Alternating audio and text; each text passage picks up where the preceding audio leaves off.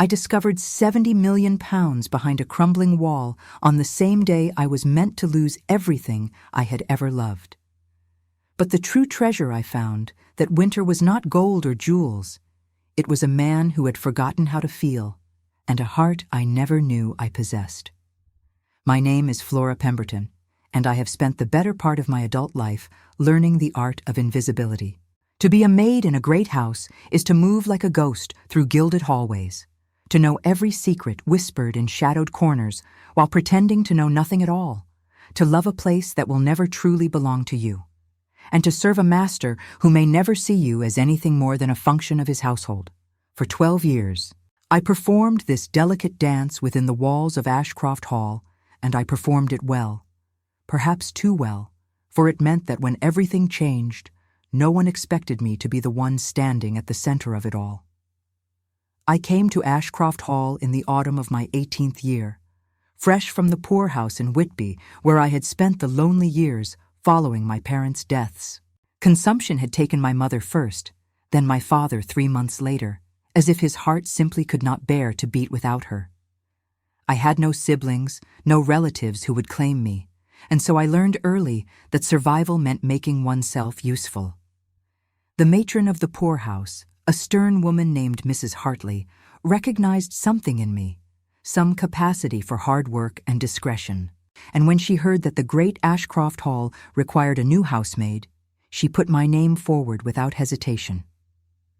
The morning of my departure from the poorhouse remains etched in my memory with painful clarity. I had packed my few possessions in a small canvas bag, a spare dress, a worn shawl, the Bible that had belonged to my mother. Mrs. Hartley pressed a coin into my palm and told me to work hard and keep my head down, advice that would serve me well in the years to come. I remember walking out through the iron gates, feeling them close behind me with a finality that was both terrifying and liberating. Whatever happened next, I would not return to this place. I would make my own way in the world or die trying. I remember the day I first saw the manor as if it were yesterday. The carriage had deposited me at the end of a long gravel drive lined with ancient oaks, their branches forming a canopy overhead like the vaulted ceiling of a cathedral. Through the gaps in the leaves, I caught glimpses of gray stone and tall windows, and as I walked closer, the full magnificence of Ashcroft Hall revealed itself to me. It was a house built for giants, I thought, with its soaring towers and endless wings, its gardens stretching toward the horizon like a green sea. I had never seen anything so beautiful or so terrifying in all my life. The housekeeper who greeted me was a woman named Mrs. Clements, whose silver hair was always pinned in a perfect coil at the nape of her neck, and whose eyes missed nothing. She explained the rules of the household with the precision of a military general, and I listened with the desperate attention of someone who knew that this position was her only chance at a respectable life. I would rise at 5, she told me. I would clean the grates and light the fires before the family stirred. I would be silent, efficient, and above all, forgettable. And so I became forgettable. I learned to walk without making a sound, to enter rooms as if carried by the air itself, to anticipate needs before they were spoken. I learned the rhythms of the house, the creaking of the third stair that must be avoided, the draft in the east wing that required an extra log on the fire, the particular way the morning light fell through the library windows and illuminated the dust motes like dancing spirits. I learned, too, the rhythms of its inhabitants, though in those early years there were precious few of them. The work was hard, harder than anything I had known before. My days began before dawn and ended long after dark, and every hour between was filled with labor. I scrubbed floors until my hands cracked and bled. I carried coal scuttles that weighed nearly as much as I did. I polished silver until I could see my own exhausted face reflected in its surface, a face that grew older and more worn with each passing year. But I did not complain. I could not afford to complain. The poorhouse had taught me that there were worse fates than hard work, and I was grateful for the roof over my head, the meals in my stomach, the wage that I carefully saved each month. Someday, I told myself, I would have enough put by to secure my future. Someday, I would not have to depend on the goodwill of others for my survival. What I did not expect was that Ashcroft Hall would become more than a place of employment. I did not expect to fall in love with its ancient walls and echoing corridors, its secret gardens and hidden alcoves. I did not expect to feel a sense of belonging within its embrace, as if the house had chosen me, had claimed me as its own. And I certainly did not expect to fall in love with its master. But I am getting ahead of myself. The old Duke, Lord Reginald Fitzroy, was already in his declining years when I arrived. He spent most of his days in a wheeled chair by the fire, his mind wandering through memories that seemed more real to him than the present. His wife, the Duchess, had died a decade before I came, and the house still bore the weight of her absence in 1,000 small ways. In the vase that was never filled with flowers, in the pianoforte that was never played, in the portrait that hung above the mantel in the drawing room, showing a beautiful woman with sad eyes and a gentle smile. The Duke would sometimes speak to that portrait as if she could hear him, and I would pretend not to notice as I swept the ashes from the hearth. The only other permanent resident of the house in those days was Lady Dorothea Fitzroy, the Duke's younger sister, a widow who had returned to her childhood home after the death of her husband, the Earl of Hartington. Lady Dorothea was a woman of 60 when I first met her, but she possessed an energy and sharpness that belied her years. Her eyes were the color of winter sky, pale and piercing, and she had a way of looking at a person that made one feel as though every secret thought was being catalogued and filed away for future reference. She frightened me at first, this formidable woman with her silk dresses and her cutting remarks, but over the years I came to understand that her severity masked a deep well of loyalty and love for her family. And then there was the young master, Lord Ambrose Fitzroy, the Duke's only surviving son and heir. I did not meet him until I had been at Ashcroft Hall for nearly a year, for he spent most of his time in London, attending to business and, if the whispers of the other servants were to be believed, attending to pleasures of a less respectable nature. But when he finally came home for Christmas in my 2nd year of service, I understood immediately why the housemaids giggled and blushed whenever his name was mentioned. He was, quite simply, the most handsome man I had ever seen. Tall and broad-shouldered, with hair the color of chestnuts and eyes like amber in firelight, he moved through the world with the easy confidence of someone who had never known want or uncertainty.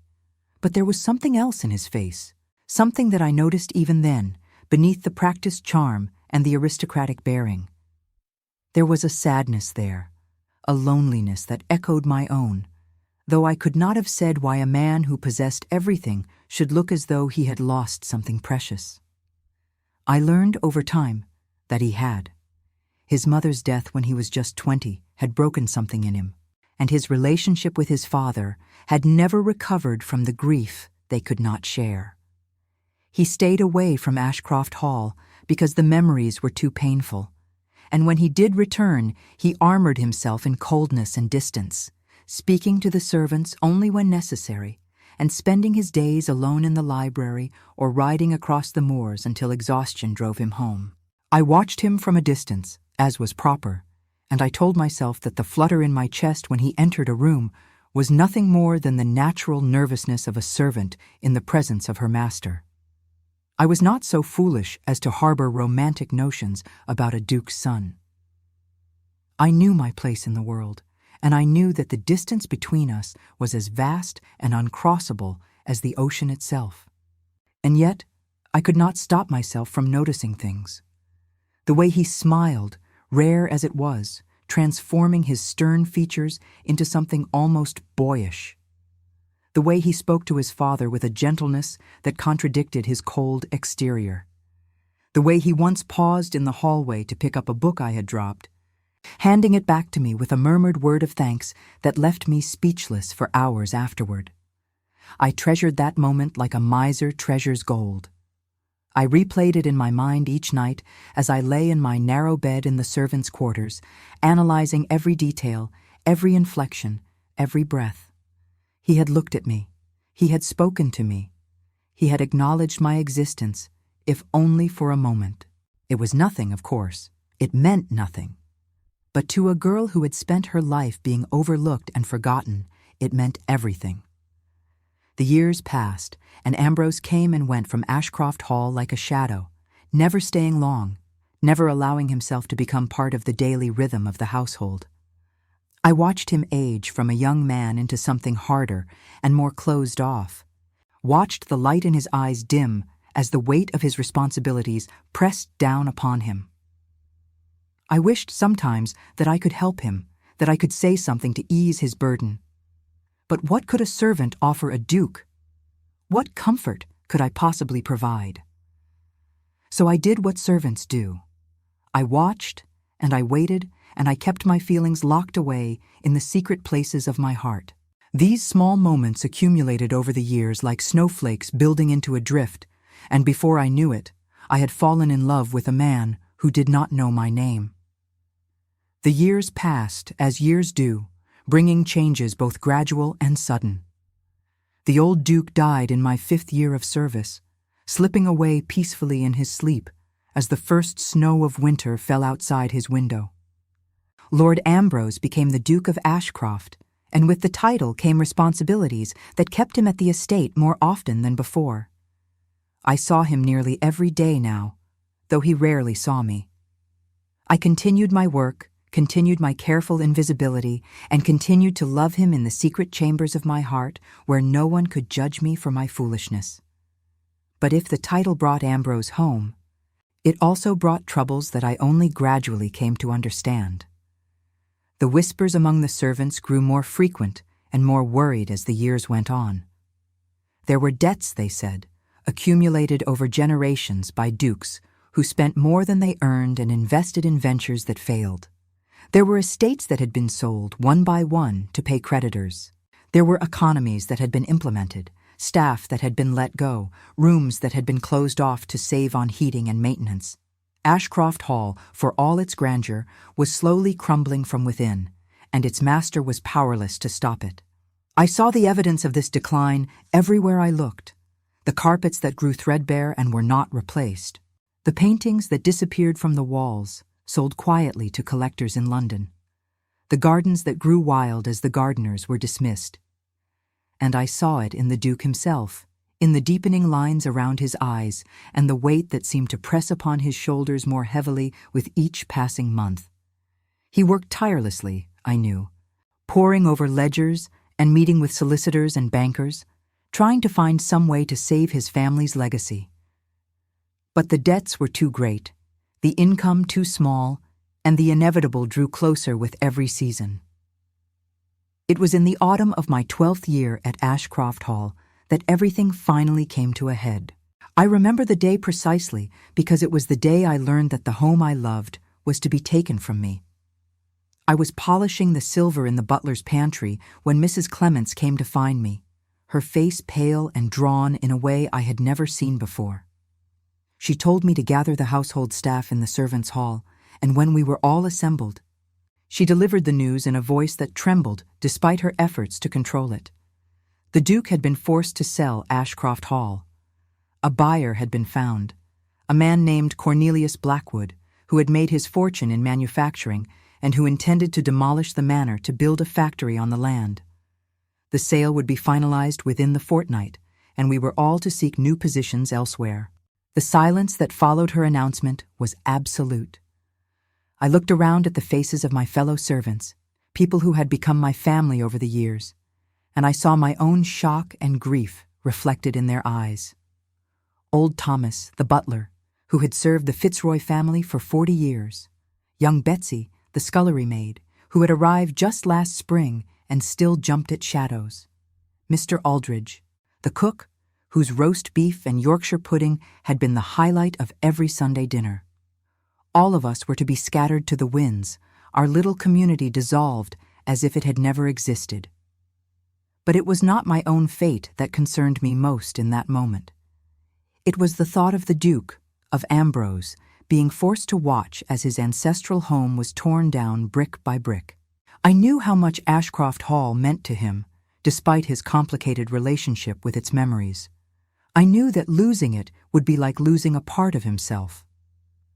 The fortnight that followed was a blur of packing and sorting, of tearful farewells and practical arrangements.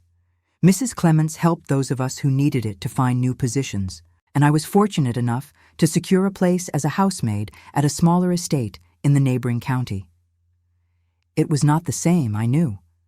Nothing would ever be the same. But I told myself that I should be grateful for the opportunity and tried to ignore the ache in my chest that grew sharper with each passing day. I saw the Duke only once during those final days, and the sight of him broke my heart. He was standing in the great hall, looking up at the portrait of his mother that had hung there for as long as I could remember. His face was expressionless, but his hands were clenched at his sides, and there was a rigidity to his posture that spoke of a man holding himself together through sheer force of will. I wanted to go to him, to offer some word of comfort, but what could a servant say to her master in such a moment? What comfort could I possibly provide? So I did what I had always done. I made myself invisible.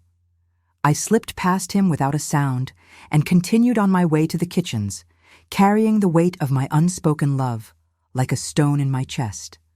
It was on the final night before the transfer of ownership that everything changed. Most of the staff had already departed, their trunks packed and their goodbyes said. Only a skeleton crew remained to oversee the final details, and I had volunteered to stay until the very end, unable to bear the thought of leaving before I absolutely had to. Mrs. Clements had given me one last task, to clean out the unused rooms in the East Wing that had been closed off for years, to ensure that nothing of value had been left behind. The East Wing was a part of the house I rarely visited. It had been shut up since before my arrival, its doors locked and its windows shuttered against the light.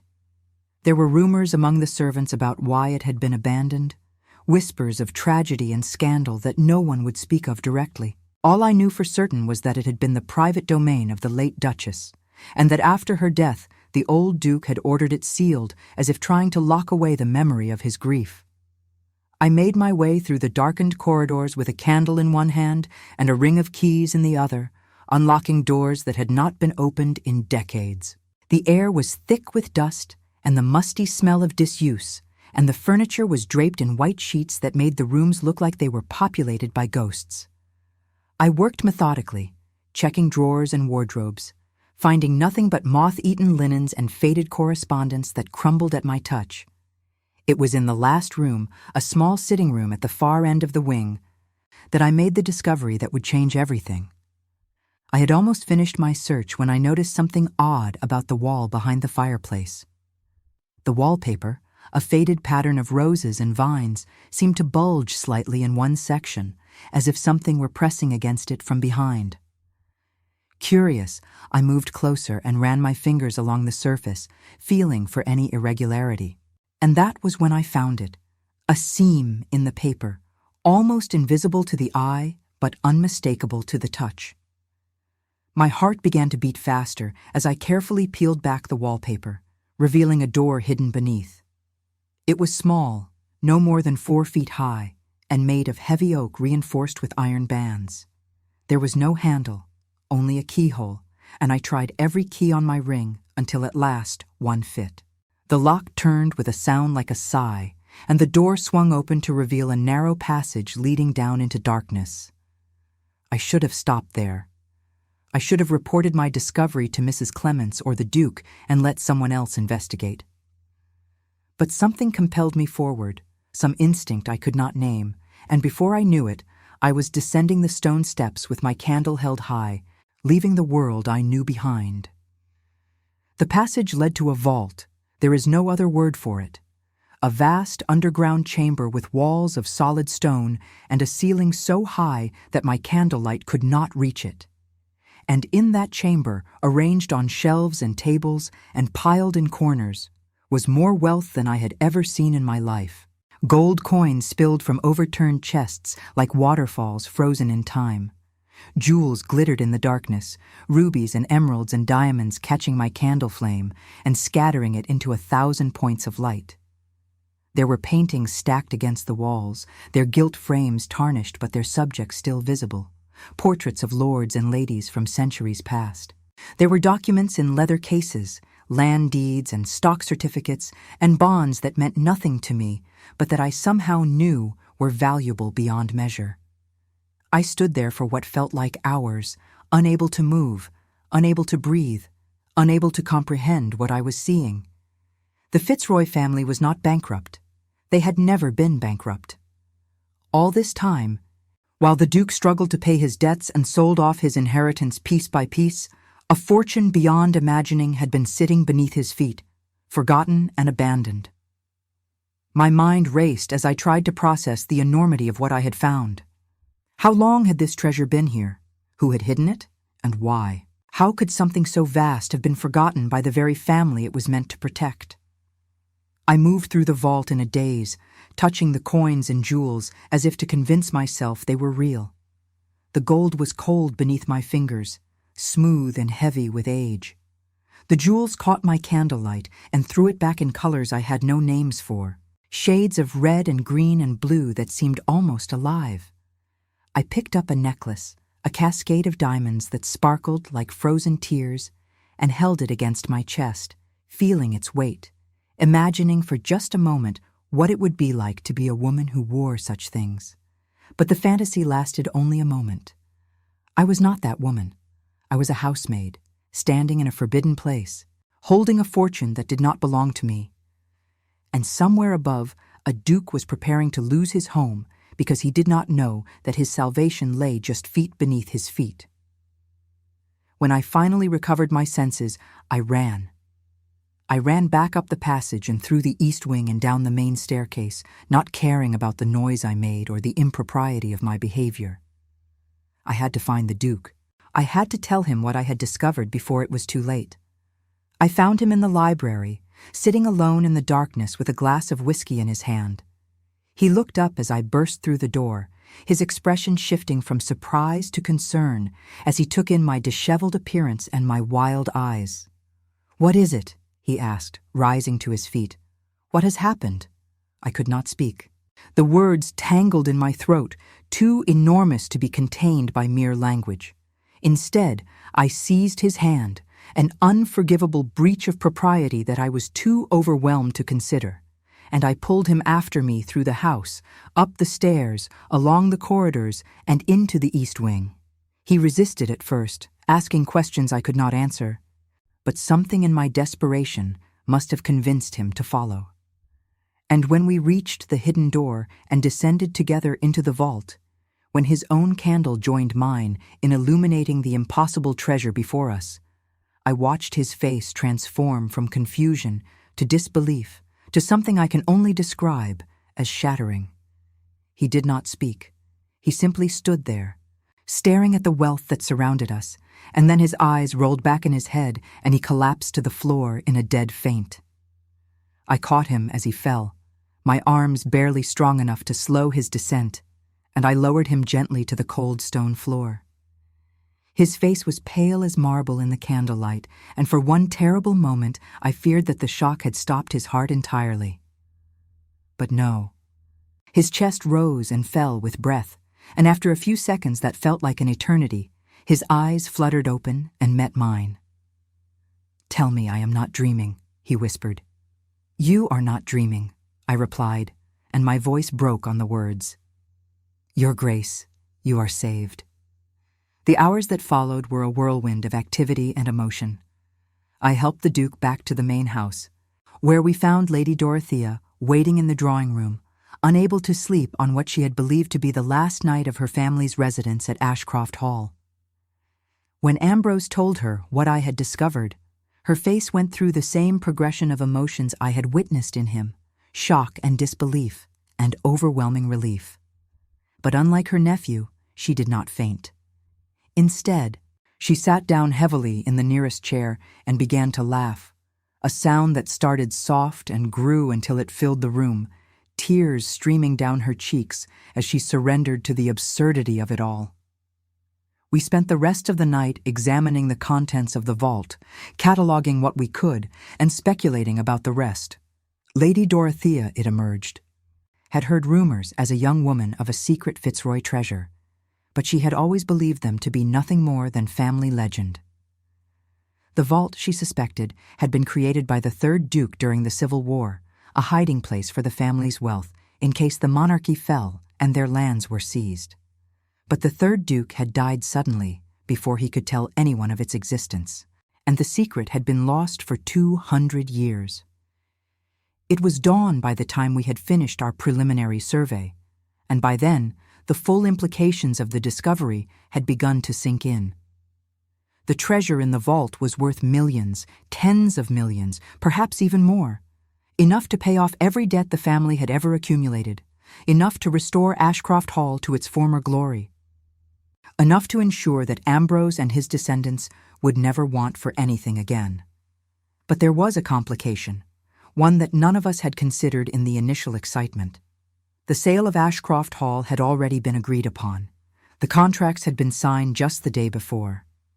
Legally, the estate now belonged to Cornelius Blackwood, and everything in it belonged to him as well, including the vault and its contents. The Duke's face, which had been almost boyish with relief and hope, hardened at this realization. He called for his solicitor, a nervous man named Mr. Whitfield, who arrived within the hour, still adjusting his spectacles and smoothing his rumpled coat. The conversation that followed was long and complicated, filled with legal terminology I did not understand. But the essence of it was this: the sale could potentially be contested on the grounds that both parties had been operating under a material misapprehension about the value of the property. The treasure, being unknown to either party at the time of the agreement, might constitute grounds for voiding the contract entirely. But it would not be simple, Mr. Whitfield warned. Blackwood would certainly fight any attempt to undo the sale, and the matter would likely end up in court. It could take months, even years, to resolve, and there was no guarantee of success. "I will fight it," Ambrose said, his voice steady and sure in a way I had never heard before. "I will fight it for as long as it takes. This is my family's home, and I will not surrender it without a battle." And so the battle began. Cornelius Blackwood arrived at Ashcroft Hall the very next morning, expecting to take possession of his newly acquired property. He was a short, stout man in his 50s, with thinning hair pomaded flat against his skull and small eyes that gleamed with the satisfaction of a bargain well made. He had made his fortune in the textile industry, buying failing mills for a pittance and working their employees to exhaustion to squeeze out every last penny of profit. The purchase of Ashcroft Hall was, for him, merely the latest in a long line of acquisitions, a grand estate to demolish and replace with something more productive. His satisfaction curdled into fury when the Duke informed him of the discovery and the intention to contest the sale. I was not present for the conversation, but I heard it through the door, as did half the remaining servants. Blackwood's voice rose to a shout as he accused the Duke of fraud, of hiding the treasure deliberately to trick him into an unfavorable bargain. He threatened lawsuits and ruin and worse, his words dripping with venom and wounded pride. The Duke remained calm throughout the tirade, at least outwardly. When Blackwood finally paused for breath, Ambrose replied in a voice as cold and sharp as winter ice that he had known nothing of the vault's existence until the previous night, that the discovery was as much a surprise to him as it was to anyone, and that the matter would be decided by the courts according to the law. Until then, he said, Blackwood was not welcome at Ashcroft Hall. The door slammed so hard when Blackwood left that a portrait fell from the wall in the adjacent corridor. In the weeks that followed, I found myself drawn into events that I never could have anticipated. The Duke required a full inventory of the vault's contents, and I, having been the one to discover it, was asked to assist in the effort. It was highly irregular, a housemaid being given such a responsibility, but these were highly irregular circumstances, and there was no one else available who could be trusted with the task. The remaining senior servants had already departed for new positions, and new staff could not be hired until the legal situation was resolved. And so I spent my days in the vault, surrounded by treasure, carefully recording each item in a leather-bound ledger while the Duke and Lady Dorothea worked beside me. It was strange, being in such close proximity to them, being treated almost as an equal rather than as a servant. Lady Dorothea began to address me by my Christian name, something she had never done before, and she asked me questions about myself with what seemed like genuine interest. The Duke, too, seemed to see me differently now. He would sometimes pause in his work to watch me, a thoughtful expression on his face, and when our eyes met, he would look away quickly as if caught in some private contemplation. I told myself it meant nothing. I told myself that the unusual circumstances had simply blurred the normal boundaries between master and servant, and that once the legal matters were settled, everything would return to the way it had been before. But even as I thought these things, I could feel something shifting between us, some invisible barrier growing thinner with each passing day. It was during the third week of our inventory work that the Duke finally spoke to me about something other than the task at hand. We were alone in the vault that afternoon, Lady Dorothea having retired to rest after a morning of cataloguing jewelry. I was seated at a small table, recording the details of a collection of antique coins, when I became aware of him standing behind me. I turned, expecting a question about my progress, and found him looking at me with an intensity that made my breath catch in my throat. "Flora," he said, and the sound of my name in his voice was like nothing I had ever heard before. I have been trying to find the words, and I find that I cannot. You have given my family a miracle. You have given me back my home, my legacy, my future, and I do not know how to thank you. I shook my head, uncomfortable with the praise. I did nothing but stumble upon a hidden door, Your Grace. The miracle was already there. I merely found it. You found it because you cared, he replied. You stayed when everyone else had left. You worked to the very end, in rooms that had been abandoned for decades, because you could not bear to leave anything undone. Another servant might have ignored that bulge in the wallpaper. Another servant might have reported the door and thought no more of it. But you, Flora, you followed your instincts, and in doing so, you saved everything. I did not know how to respond. My heart was beating so fast that I was certain he must be able to hear it, and my face burned with a flush I could not control. I looked down at my hands, at the ink stains on my fingers from the ledger, and I tried to remember how to breathe. I have watched you, he continued, his voice softer now. For years, I have watched you moving through this house like a shadow, always present but never seen. I am ashamed to admit that I did not even know your name until a month ago, but I know it now, and I find that I cannot stop thinking about you. Your Grace, I whispered, hardly daring to believe what I was hearing. You must not say such things. Why must I not, he asked. Because you are a servant and I am a duke. Because society would disapprove.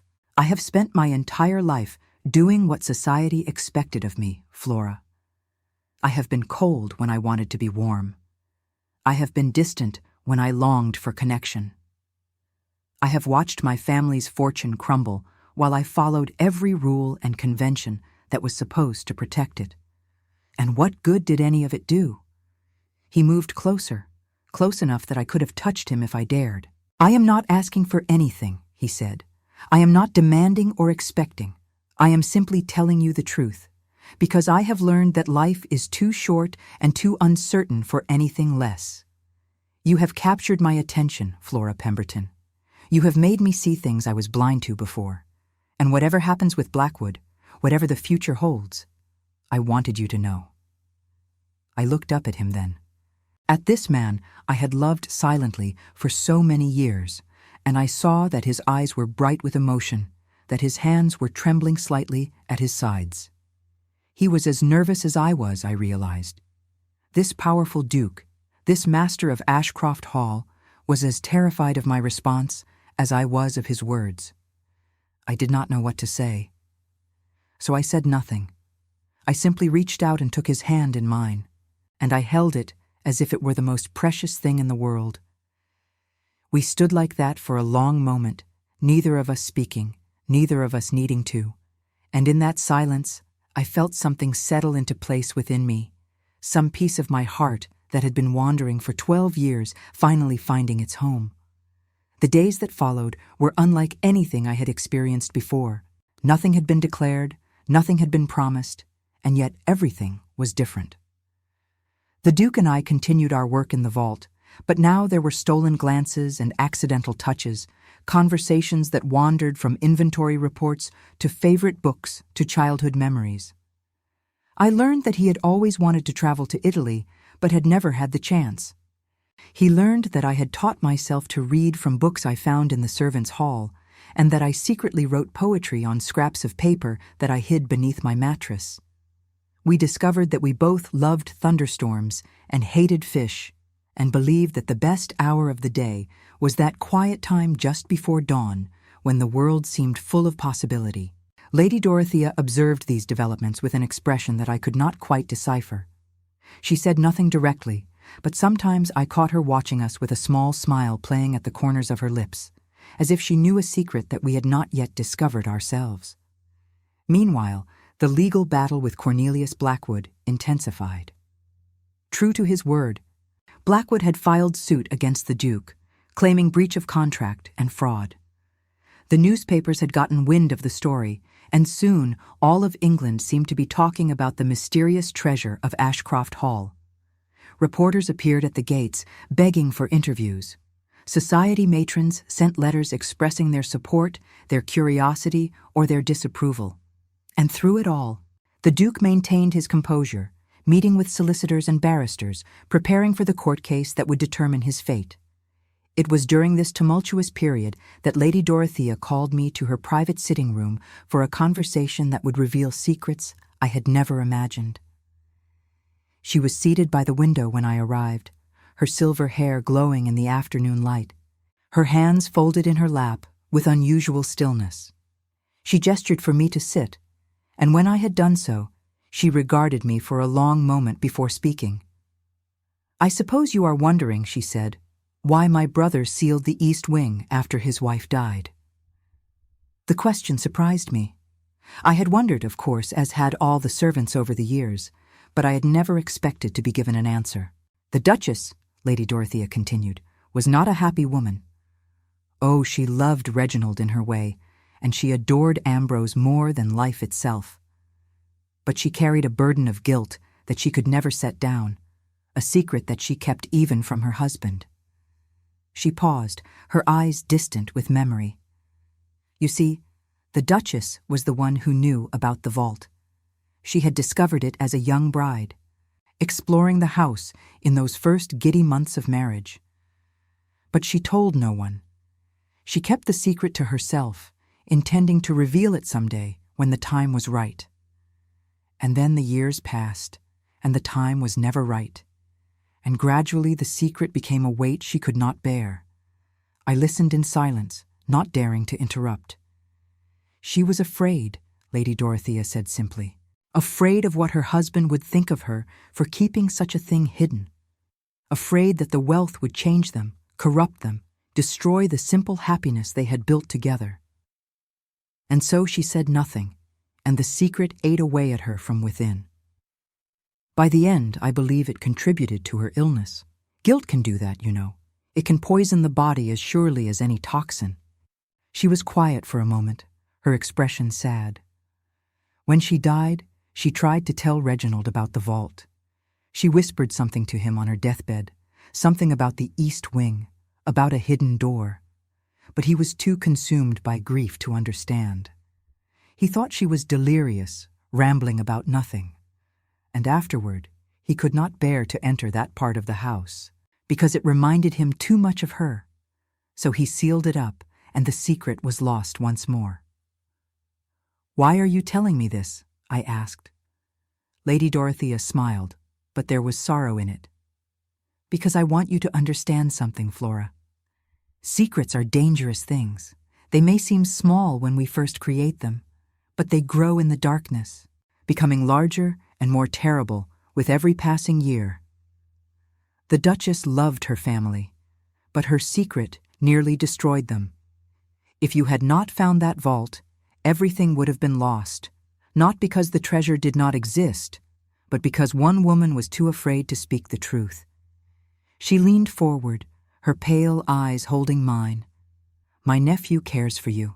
I have seen it in the way he looks at you, the way he speaks your name. And I believe you care for him as well. But there will be obstacles, Flora. There will be people who say that a match between a duke and a housemaid is impossible, improper, unthinkable. There will be pressure to hide your feelings, to pretend they do not exist, to create secrets of your own. I am telling you now," she said, her voice firm and clear, "do not do it. Do not let fear make you into the Duchess. If you love my nephew, love him openly and let the world think what it will. That is the only path to happiness. I have lived long enough to know that much at least." I left Lady Dorothea's sitting room with my mind reeling and my heart full. Her words had given me courage, had shown me that the impossible might not be as impossible as I had believed. But there were still so many uncertainties: the lawsuit, the scandal, the vast gulf of class and circumstance that separated me from the man I loved. I did not know if we could bridge that gulf or if we should even try. The court case against Cornelius Blackwood began on a gray morning in late November, nearly 2 months after my discovery of the vault. The Duke traveled to London for the proceedings, accompanied by Lady Dorothea and, to the shock of everyone who knew them, by me. Ambrose had insisted that I be present as a witness, since I was the one who had found the treasure, and no argument could dissuade him. I had never been to London before, and under other circumstances, I might have been overwhelmed by the noise and bustle, the crowded streets and towering buildings, the sheer humanity pressed together in every direction. But I was too nervous to appreciate any of it. The outcome of this trial would determine not only the fate of Ashcroft Hall, but the fate of my own fragile hopes and dreams. The courtroom was packed with spectators when we arrived. Journalists and society figures and curious onlookers who had come to witness the drama firsthand. I sat in the gallery with Lady Dorothea while the Duke took his place at the front, flanked by his legal team. And across the room, his face twisted with barely suppressed rage, sat Cornelius Blackwood. The trial lasted 3 days. Witnesses were called, documents were presented, and lawyers argued their cases with passion and precision. I testified on the second day, describing my discovery of the hidden door and the vault beyond, and though my voice trembled and my hands shook, I managed to tell my story clearly and completely. Blackwood's lawyer tried to suggest that I had been instructed to search for the treasure, that the Duke had known of its existence all along, but I held firm to the truth, and eventually he gave up his line of questioning. On the final day, the judge delivered his verdict. The sale of Ashcroft Hall, he declared, had been entered into by both parties under a material misapprehension regarding the value of the property. Since neither the buyer nor the seller had known of the treasure's existence at the time of the agreement, the contract could not be considered valid. The sale was voided, and Ashcroft Hall was to be returned to its rightful owner, Lord Ambrose Fitzroy, Duke of Ashcroft. The courtroom erupted in noise, cheers, and protests, and the scratch of 100 pens as journalists rushed to record the decision. I sat frozen in my seat, unable to process what I had just heard. It was over. The Duke had won. Ashcroft Hall was saved. I looked across the room and found Ambrose looking back at me. His face was pale with relief, and his eyes were bright with unshed tears. He did not speak, but he did not need to. The message in his gaze was clear enough. We had won together. The return to Ashcroft Hall was triumphant. Word of the verdict had spread quickly, and by the time our carriage reached the village at the edge of the estate, a crowd had gathered to welcome us home. They cheered as we passed, throwing flowers and waving handkerchiefs, and though I knew their celebration was for the Duke and not for me, I could not help but feel a part of it. In the days that followed, life at Ashcroft Hall began to transform. The treasure from the vault was properly assessed and secured, and arrangements were made to sell some of the less significant pieces to pay off the family's debts once and for all.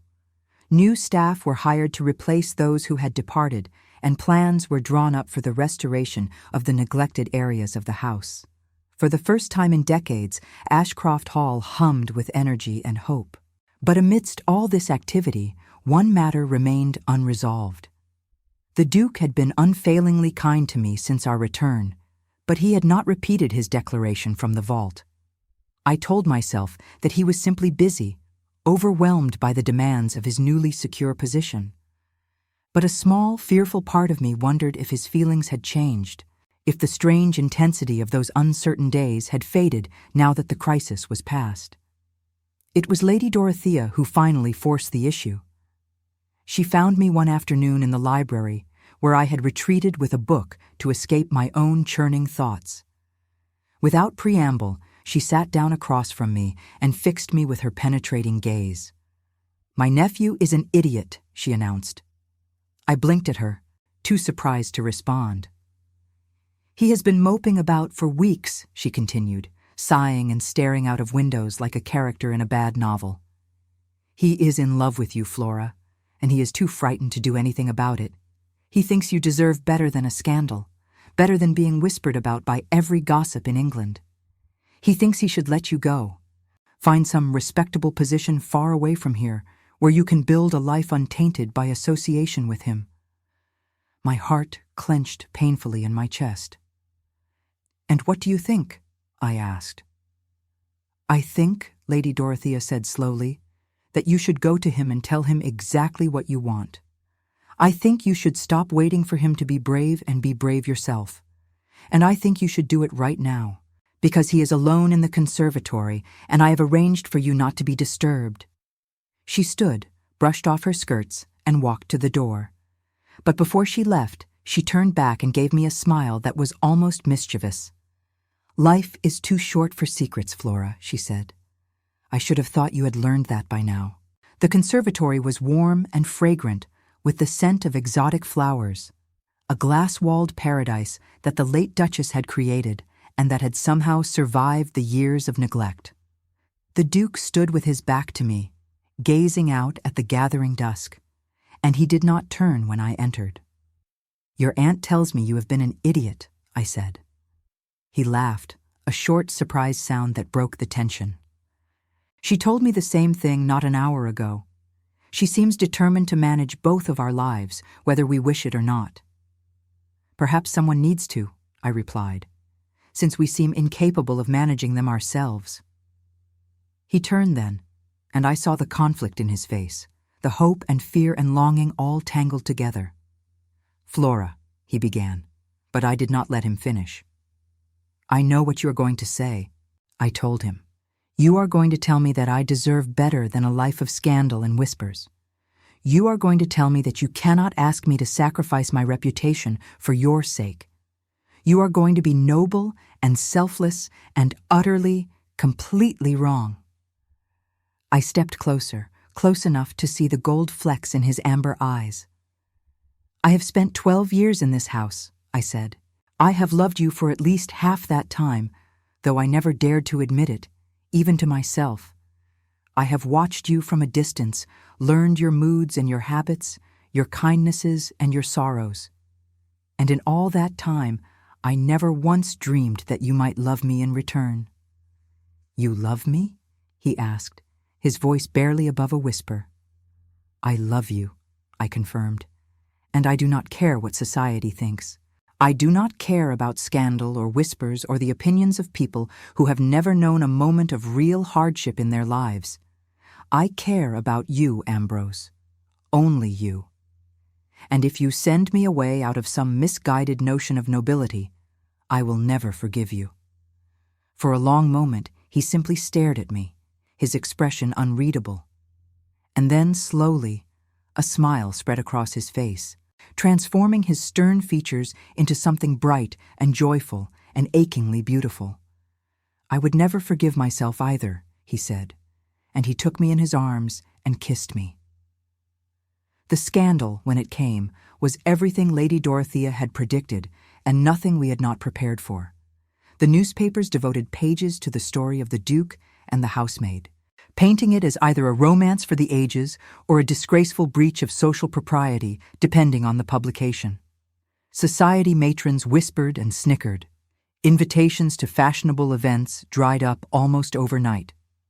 And Cornelius Blackwood, still smarting from his legal defeat, seized upon the affair as evidence of the Duke's moral unfitness, spreading rumors and insinuations wherever he could. But none of it mattered. Or rather, it mattered, but not in the way it might once have done. The Duke and I faced the storm together, our love a shelter against the winds of disapproval. Lady Dorothea stood with us, her formidable reputation serving as a shield against the worst of the attacks. And gradually, as the weeks turned into months and it became clear that our attachment was sincere and enduring, the scandal began to fade.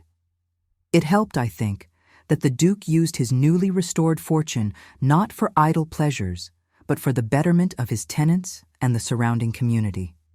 He built a school in the village, endowed a hospital, improved the roads and housing on his estates. He became known not as the Duke who had married beneath him, but as the Duke who had a heart for the common people. And I, far from being a shameful secret, became a symbol of that heart. We were married in the spring, in the little chapel on the Ashcroft Hall grounds where generations of Fitzroys had been wed before us. It was not a grand society wedding. There were no titled guests or elaborate celebrations. But there were flowers everywhere, spilling from every vase and window box, and there was sunlight streaming through the stained glass windows, painting us in colors of gold and rose.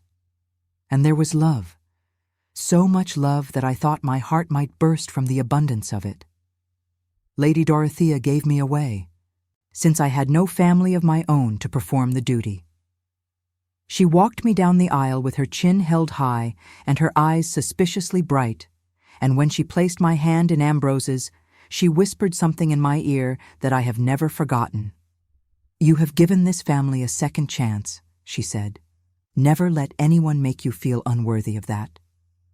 The years that followed were not without challenges. There were always those who looked down upon me, who whispered that I had risen above my station, who predicted that our marriage would end in disaster. But I learned to let such whispers wash over me like water off a duck's back. I had found something rare and precious, a love that transcended the boundaries of class and convention, a partner who saw me as I truly was and cherished me all the more for it. We restored Ashcroft Hall to its full glory, not as a monument to aristocratic excess, but as a living home filled with warmth and laughter and purpose. We opened the gardens to the public on summer weekends, allowing villagers and visitors to enjoy the beauty that had once been hidden behind walls. We turned the East Wing, where I had discovered the vault, into a gallery showcasing the art and artifacts that the treasure had contained, sharing the history of the Fitzroy family with anyone who cared to learn it. And we found, in each other, a happiness that neither of us had dared to hope for. I am writing this now from the window seat in the library, the same library where I once crept like a shadow, afraid to be seen or heard. Outside, the autumn sun is setting over the moors, painting the sky in shades of amber and rose that remind me of my husband's eyes. In the distance, I can hear his voice, laughing at something Lady Dorothea has said, and the sound fills me with a warmth that has not dimmed in all the years we have been together. I discovered £70 million behind a crumbling wall, and in doing so, I discovered so much more. I discovered that love can bloom in the most unlikely places, that courage is not the absence of fear, but the decision to act despite it, that the walls we build between ourselves and others can be torn down if we have the strength to try. I discovered that a housemaid can become a duchess, that a cold and distant man can learn to feel again, that a family on the brink of ruin can be reborn into something stronger and better than before. But most of all, I discovered that the true treasure of Ashcroft Hall was never the gold or the jewels or the paintings hidden in that underground vault. The true treasure was the love that we found there, in the darkness, waiting to be brought into the light, and that treasure I know will last forever.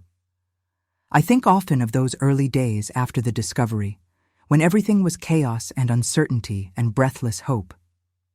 There are moments that stand out in my memory like paintings in a gallery, each one a testament to the journey we took together.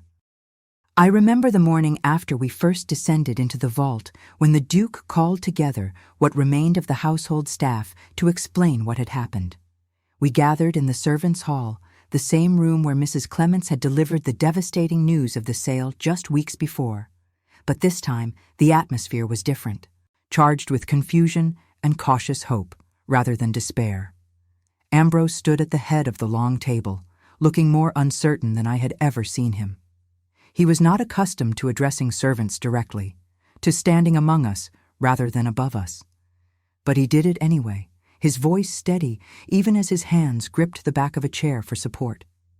He told them everything.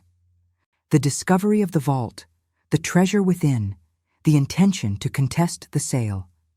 And he told them something else, something that made my heart swell with admiration and love. He told them that regardless of what happened with the legal case, regardless of whether the estate was saved or lost, he would ensure that every member of the staff found good positions. He would write letters of recommendation himself. He would use whatever influence he had to see them settled. No one would be abandoned.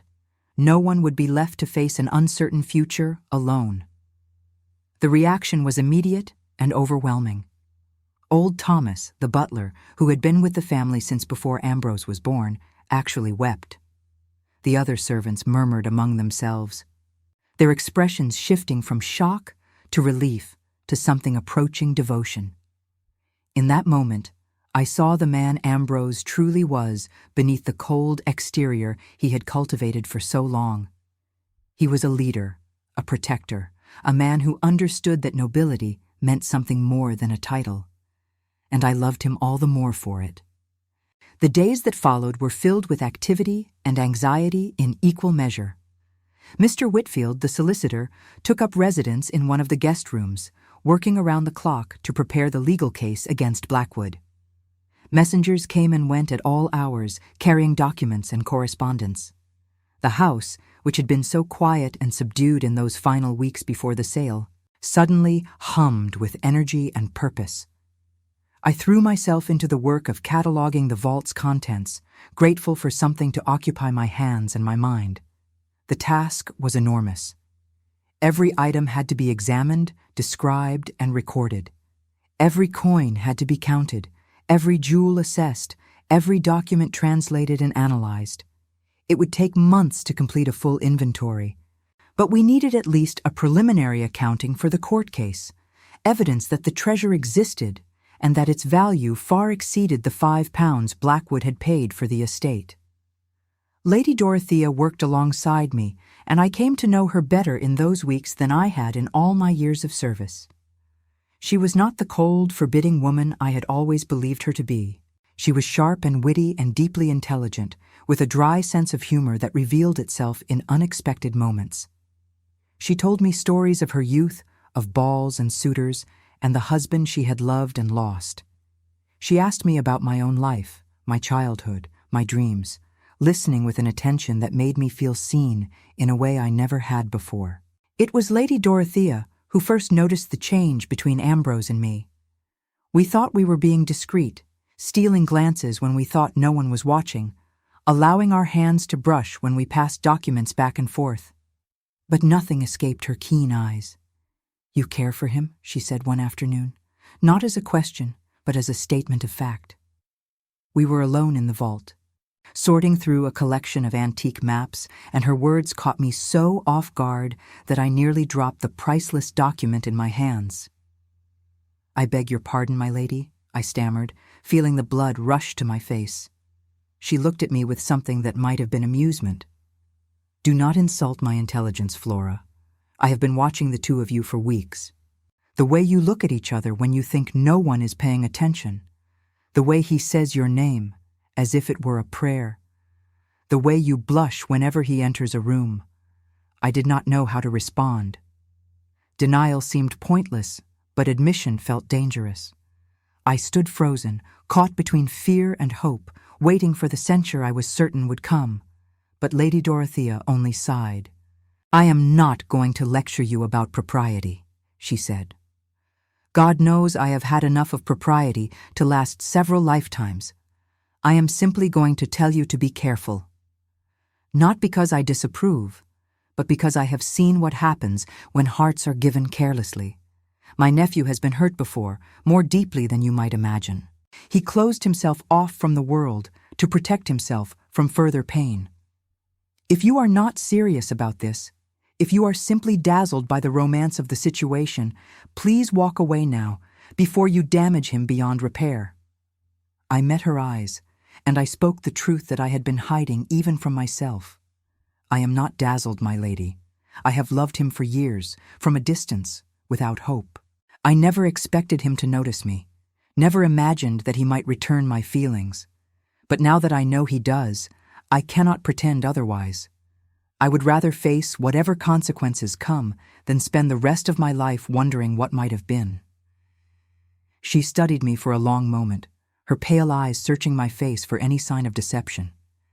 And then, slowly, she smiled. "Good," she said. "Then I shall not stand in your way. But know this, Flora Pemberton. If you hurt my nephew, if you break his heart after all the progress he has made, I will make your life extremely unpleasant." I believed her. And somehow, that made me respect her all the more. The weeks leading up to the trial were among the most difficult of my life. The uncertainty was unbearable, a constant weight pressing down on every moment. We worked and we waited. We hoped and we feared. We tried to carry on as if the future were not hanging by a thread. Cornelius Blackwood did not make things easy. He was a man accustomed to getting what he wanted, and the prospect of losing Ashcroft Hall had driven him to extremes. He planted stories in the newspapers, suggesting that the Duke had known about the treasure all along and had deliberately concealed it to defraud him. He sent threatening letters, hinting at dark consequences if the legal case was not dropped. He even attempted to have the vault seized as evidence, claiming that its contents rightfully belonged to him.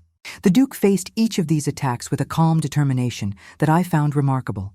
He never lost his temper, never responded to provocation with anger. He simply marshaled his resources, consulted with his lawyers, and waited for his day in court.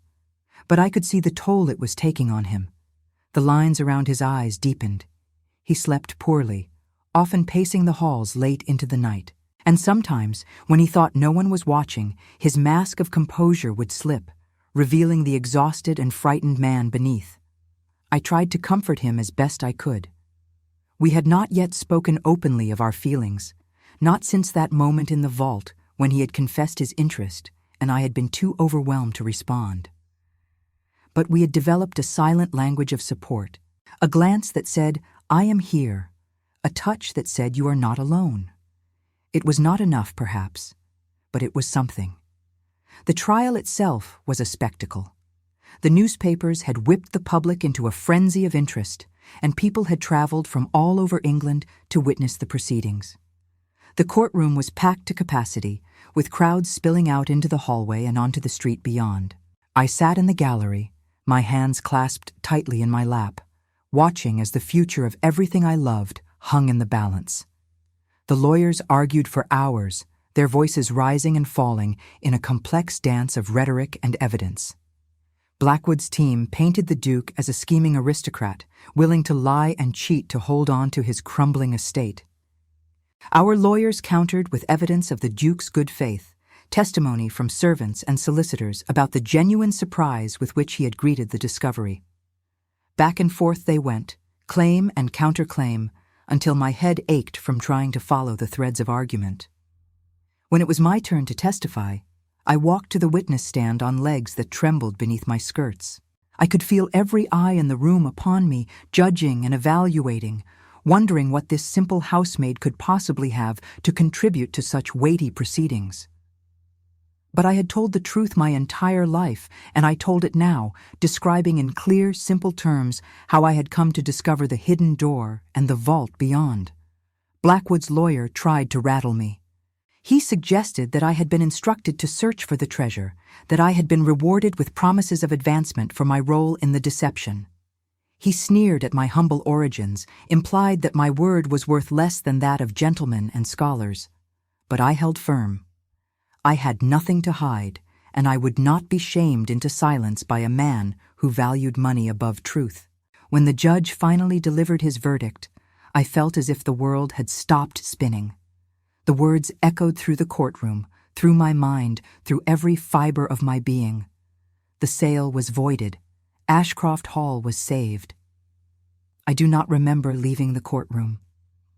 I do not remember the journey back to our lodgings, or the conversations that followed, or the preparations for our return to Yorkshire.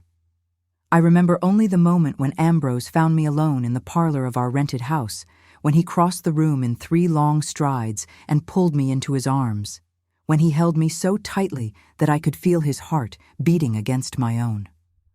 "We won," he whispered against my hair. "Flora, we won." And I wept. I wept for the fear that was finally releasing its grip on my heart. I wept for the future that had seemed impossible and was now spreading before us like a field of flowers. I wept for the girl I had been and the woman I was becoming and the man who held me as if I were the most precious thing in all the world. That night, alone in my room, I allowed myself to dream. I imagined a future where I was not just a servant, where the love I felt was returned and honored, where the barriers between us crumbled like the wall that had hidden the vault. It seemed impossible, fantastical, the fever dream of a foolish girl. But the discovery of the treasure had been impossible too, and yet it had happened. Perhaps, I thought, the world held more possibilities than I had ever dared to believe. The return to Ashcroft Hall was everything I had hoped for and more. The village turned out to greet us, cheering and waving as our carriage rolled past. The servants who had remained or returned gathered on the steps to welcome us home, and the house itself seemed to glow with renewed life, its windows catching the afternoon sun like the eyes of an old friend awakening from a long sleep. In the weeks that followed, I watched as Ambrose transformed. The cold, distant man I had known for so many years began to thaw, revealing warmth and humor I had only glimpsed before. He smiled more often. He laughed at Lady Dorothea's barbed remarks instead of bristling at them. He took long walks through the gardens, something he had not done since his youth, and he sometimes invited me to join him. It was during one of these walks that he finally spoke of his mother.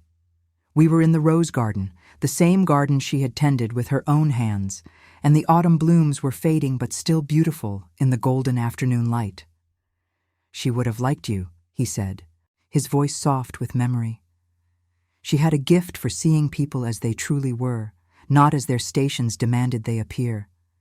She would have seen your spirit, your strength, your intelligence, and she would have loved you for it."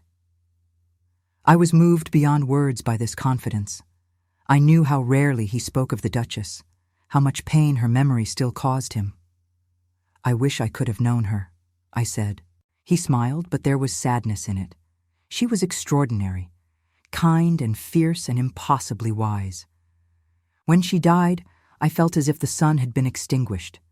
I could not understand why the world continued turning when she was no longer in it, and I could not forgive my father for continuing to breathe when she could not. He paused, staring at a rose bush that had grown wild and tangled with neglect. "I have been so angry for so long," he continued, "angry at my father for failing to save her, angry at the world for taking her away, angry at myself for every moment I wasted, every visit I did not make, every letter I did not write. The anger became a wall between me and everyone else.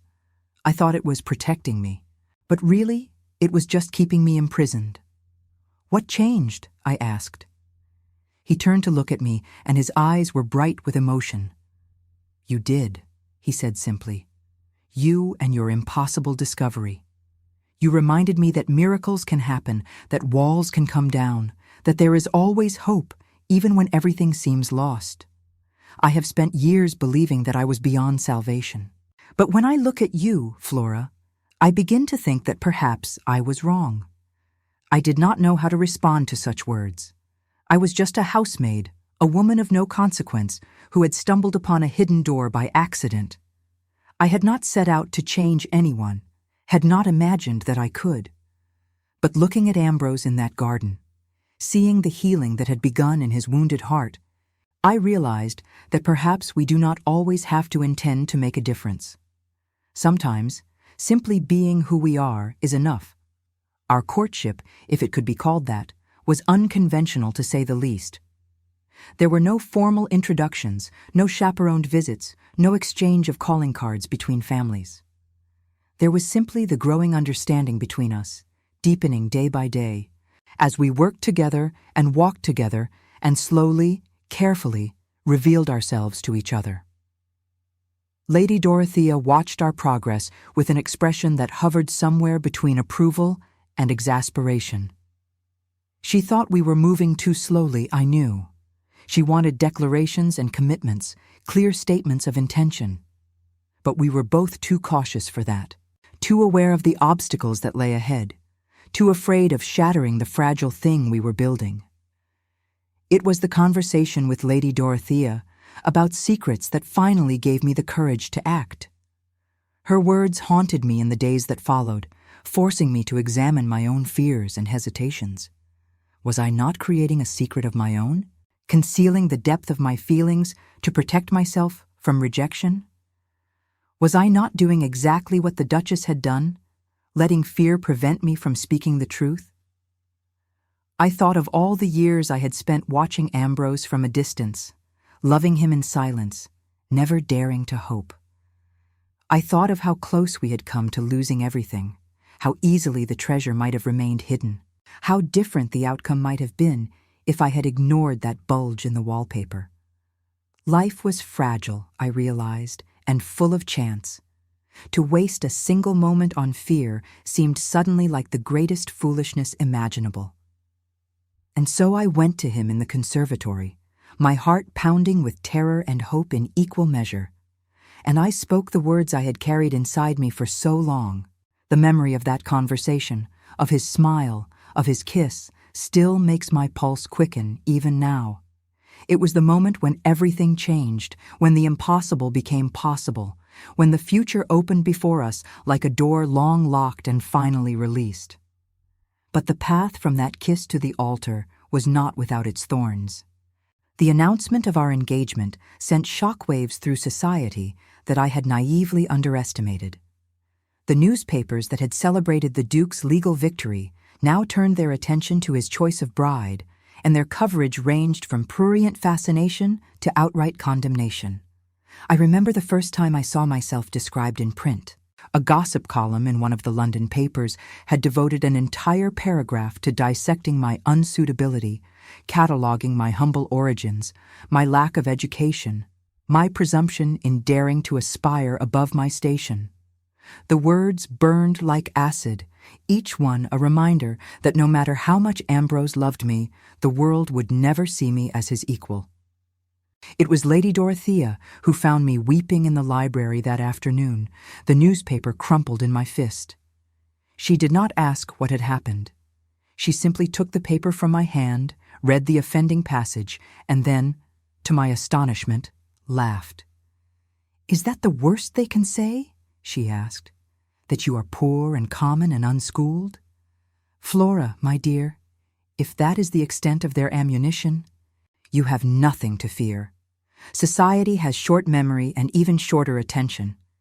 Give them a few months, and they will find some new scandal to occupy their vicious little minds." "But what if they never accept me?" I asked. "What if I spend the rest of my life as an outsider, tolerated but never welcomed?" Lady Dorothea sat down beside me and took my hands in hers. Her grip was surprisingly strong for a woman of her years. "Let me tell you something about society," she said. "It is a collection of frightened people who have convinced themselves that their position is earned rather than inherited. They cling to their rules and their hierarchies because without them, they would have to face the uncomfortable truth that they are no better than anyone else. You threaten them, Flora? You, With your intelligence and your courage and your refusal to be invisible, you are proof that the categories they have created are not as solid as they pretend. She squeezed my hands. Some of them will never accept you. Some of them will always whisper and sneer and find ways to exclude you from their precious circles. But you know what? Those people do not matter. What matters is that you have found a man who loves you, a home that welcomes you, a future that belongs to you. The rest is noise. I wiped my eyes, feeling foolish for my tears. How did you become so wise? I asked. She smiled.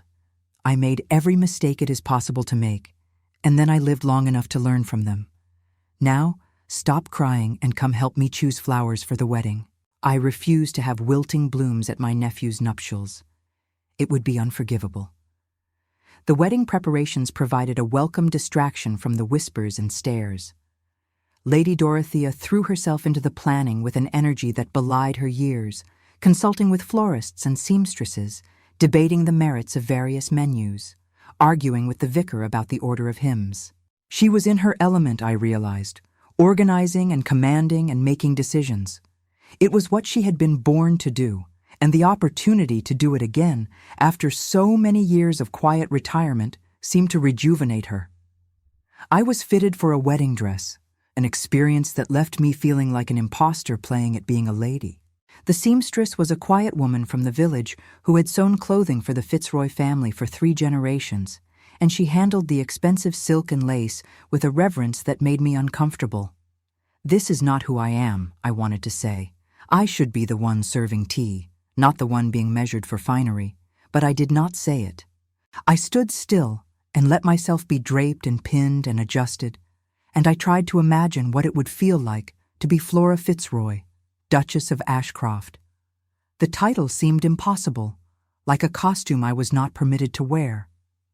And yet, if I closed my eyes and thought of Ambrose, of his smile and his touch and the way he looked at me as if I were the only person in the world, the impossibility began to soften. Perhaps I could grow into the role, I thought. Perhaps it was not about being something I was not, but about becoming something I had always had the potential to be. Ambrose, for his part, seemed utterly unconcerned with the opinions of society. When I mentioned the gossip columns, the whispers, the disapproving looks we received on our rare trips into town, he simply shrugged and said that the opinions of strangers meant nothing to him. What mattered was what we thought of each other, what we built together, the life we were creating within the walls of Ashcroft Hall. But I noticed that he kept me sheltered from the worst of the criticism. He screened the mail, I realized later, removing the poison pen letters before I could see them. He declined invitations to social events where he knew I would be snubbed or humiliated. He surrounded me with people who cared for me, Lady Dorothea and the servants who had become my friends, creating a bubble of warmth and acceptance that kept the cold world at bay. It was a kindness I did not fully appreciate until years later, when I learned just how vicious some of those letters had been, just how determined some of society's matriarchs had been to prevent our marriage. Ambrose had fought battles on my behalf that I never knew about, had protected me from wounds that would have devastated me. And he had done it without fanfare, without seeking gratitude, simply because he loved me. That is the kind of man he was. That is the kind of man he remains. The wedding day arrived on a morning so beautiful, it seemed designed by Providence specifically for us. The sun rose golden over the moors, the sky was the pale blue of a robin's egg, and the air was soft with the promise of spring. I woke before dawn, too nervous to sleep, and watched the light slowly fill my room with color and warmth. I thought of my parents as I dressed, wondering what they would make of their daughter's impossible journey. My father, who had worked himself to exhaustion to provide for our family. My mother, who had dreamed of a better life for me even as illness stole away her own. They had wanted me to be happy, I knew. They had wanted me to find love and purpose and a place in the world where I belonged. And now, after all these years, I had found all of those things. "I wish you could see me now," I whispered to the empty room. I wish you could know that I am going to be all right." The ceremony itself was a blur of music and flowers and the feel of Ambrose's hand clasping mine. I remember the sunlight streaming through the stained glass, painting us in colors of gold and rose. I remember the sound of Lady Dorothea weeping, not with sorrow, but with joy. I remember the moment when the vicar pronounced us husband and wife, when Ambrose lifted my veil and looked at me with an expression of such tenderness that I thought my heart would burst. And I remember the kiss, soft and sweet and full of promise, the first kiss of our new life together. Afterward, there was a celebration in the great hall, with music and feasting and dancing that lasted until the stars came out. The tenants and villagers had been invited along with the handful of aristocratic friends who had remained loyal despite the scandal, and the mix of classes and backgrounds created an atmosphere that was unlike any society event I had ever witnessed. There was laughter everywhere, genuine and unforced, and when Ambrose led me onto the dance floor for our first waltz, I felt as if I were floating above the ground. This is real, I thought. This is my life now. This extraordinary, impossible, wonderful life. The years that followed proved Lady Dorothea right about society's short memory. Within a year, the scandal of the Duke's marriage had faded from the gossip columns, replaced by fresher outrages and newer fascinations. Within 2 years, I had been grudgingly accepted into the circles that had once rejected me, invited to teas and balls and charity events by women who had sworn they would never acknowledge me. Within 5 years, I had become something of a celebrity, the housemaid who married a duke, the rags to riches story that everyone wanted to hear. I never forgot where I came from. I never stopped noticing the servants who moved invisibly through the grand houses I now visited, never stopped seeing myself in their careful eyes and measured steps.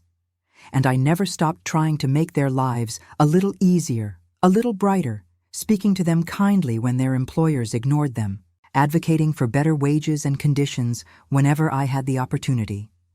It was not much, perhaps, but it was something. Ambrose supported me in these efforts as he supported me in everything. He had been changed by our experiences, softened and opened in ways that made him unrecognizable from the cold, distant man I had first known. He took an active interest in the welfare of his tenants, investing his restored fortune in improvements to their cottages, building schools and hospitals, creating opportunities for people who had been born, as I had been, with nothing. We became known as reformers, Ambrose and I. The Duke and Duchess who believed that wealth came with responsibility, that privilege should be used for the benefit of others. Some of our peers approved. Others thought us naive, or worse, dangerous. But we did not care. We had found a purpose beyond our own happiness, a way to make our good fortune mean something. The old fears do visit me sometimes, in the quiet hours before dawn, when the house is still and the shadows seem to hold memories. I wonder if I am truly worthy of this life, if the happiness I have found is too great to last. But then Ambrose stirs beside me, reaching for my hand even in sleep, and the fears dissolve like morning mist. We all carry doubts within us, I have learned. The difference between despair and hope is simply the choice we make about which voice to listen to. Lady Dorothea lived to see our 5th wedding anniversary, passing peacefully in her sleep on a quiet winter night. She left me her jewelry collection, every piece that had been in the vault and every piece she had worn throughout her life. But more than that, she left me a letter. In it, she wrote of her pride in the woman I had become, of her joy at seeing her nephew finally find happiness, of her certainty that the future of the Fitzroy family was in good hands. She wrote that I had taught her something important in her final years, that it was never too late to let go of old prejudices and embrace new possibilities. I keep that letter in a drawer beside my bed, and I read it whenever I need to remember the path I have walked. As for Cornelius Blackwood, his attempts to destroy us came to nothing in the end. His bitterness consumed him, leading him into unwise business dealings and legal troubles that stripped him of his fortune far more thoroughly than any judge could have done. The last I heard, he had retreated to a modest house in the North Country, a broken man whose dreams of empire had crumbled to dust. I cannot say I feel sorry for him, but neither do I feel the triumph I might once have expected. He made his choices, as we all do, and he must live with the consequences. That is the nature of life, I suppose. We are all writing our own stories, making decisions that will echo through the years, long after we are gone. The Duchess kept her secret and nearly destroyed her family. The old Duke sealed away his grief and lost decades to silence and regret. Cornelius Blackwood let his greed and pride lead him to ruin. And I, a poor housemaid with nothing but determination and a willingness to follow my instincts, stumbled upon a fortune and found love in the bargain. I do not pretend to understand why fate works the way it does. I only know that I am grateful, every day, for the strange and winding path that led me here. The sun has set now, and the lamps are being lit throughout the house. I can hear the distant sounds of the staff preparing for dinner, the familiar rhythms of a household at peace. In a few minutes, I will close this journal and go downstairs to join my husband, to sit across from him at the long dining table where I once served soup to his father, to share the meal and the evening and the rest of our lives. It is a strange and wonderful thing to be so thoroughly happy. There was a time when I would not have believed it possible. There was a time when I was invisible, moving through the world like a ghost, never daring to hope for more than survival.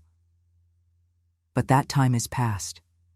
I am Flora Fitzroy, Duchess of Ashcroft, and this is my home. And the woman who found the vault, who discovered the treasure that saved everything, who followed a hidden passage into the darkness and emerged into the light, she is me as well. She always has been. I simply needed to find her. The clock in the hallway chimes the hour, and I set down my pen. Ambrose is waiting for me, as he always waits, as he always will, and I will go to him, as I always go, as I always will. Because that is what love is in the end. It is showing up. It is being present. It is choosing, again and again, to walk through the door and down the stairs and into the arms of the person who makes the world make sense. I have been given so many gifts in my life. The gift of discovery, the gift of courage, the gift of a love that defies every expectation. But the greatest gift of all is this, the knowledge that I am exactly where I am supposed to be, with exactly the person I am supposed to be with, living exactly the life I was always meant to live. That is worth more than 70 million pounds. That is worth more than all the gold in all the vaults in all the world. And as I descend the grand staircase of Ashcroft Hall, my hand trailing along the banister that I once polished to gleaming perfection, I smile at the thought of the housemaid I used to be. She would be proud, I think. She would be proud of everything I have become. And somewhere, in the quiet corners of my heart, where she still lives, she is smiling too.